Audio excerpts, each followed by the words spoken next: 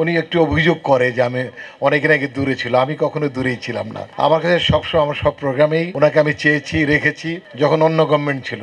আমি এগুলো পরোয়া করি না। আমি মনে করি শিল্পীর কোনো সীমানা নাই, শিল্পীর আকাশ সারা পৃথিবী। সম্মানিত উপস্থিতি, অনেক ভাল লাগছে যে এমন একটা জায়গায় এত একটা ডিফারেন্ট আইডিয়া করেছে আমাদের চিত্রনায়ক মুন্না ভাই।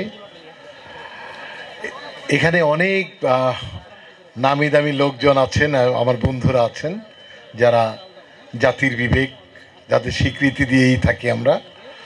তো আজকের এই ধর্মমান মুসলমানের যে ইফতার পার্টি, এটা অত্যন্ত সুন্দর করে সাজানো হয়েছে, অনেক কোয়ালিটি নিয়ে। আমার বাম পাশে আছেন শিবা ভাই, যার সাথে আমার সবসময় সম্পর্ক একই। উনি একটু অভিযোগ করে যে আমি অনেক নাকি দূরে ছিল। আমি কখনো দূরেই ছিলাম না। আমার কাছে সবসময় আমার সব প্রোগ্রামেই ওনাকে আমি চেয়েছি, রেখেছি, যখন অন্য গভর্নমেন্ট ছিল। আমি এগুলো পরোয়া করি না, পরোয়া করতে চাই না। আসলে আমি মনে করি শিল্পীর কোনো সীমানা নাই, শিল্পীর আকাশ সারা পৃথিবী। সারা পৃথিবীতে ঘুরবে শিল্পী, শিল্পীর পরিচয়ে। তারপরে ব্যক্তিগতভাবে রাজনীতি করার অধিকার সবার আছে, সেটার সাথে আমরা শিল্পের সাথে মিলাবো না। তো আমার সেই রাজপথের আমাকে নির্বাচিত করেছে সেই, আমার জন্য একটি একটি করে ভোট চেয়ে আমাকে সে আমাকে সর্বোচ্চ ভোট পাইয়েছে। সর্বোচ্চ ভোটে আমি পাশ করেছি। অনেক বিখ্যাত বড় বড় নায়কদের সাথে আমি সর্বোচ্চ ভোটে পাশ করেছি। আমি খুবই কৃতজ্ঞ তার কাছে সবসময়।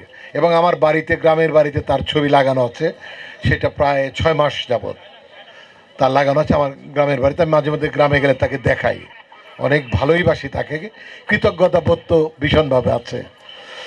আর আমার যত সংগঠনের ম্যাক্সিমাম ফ্যানরাই শিবাবার প্রতি দুর্বল, তাকে পছন্দ করে এবং তার সাথে বহুবার মিট করেছে বিএনপি অফিসের পাশে যে রেস্টুরেন্ট, সেখানে।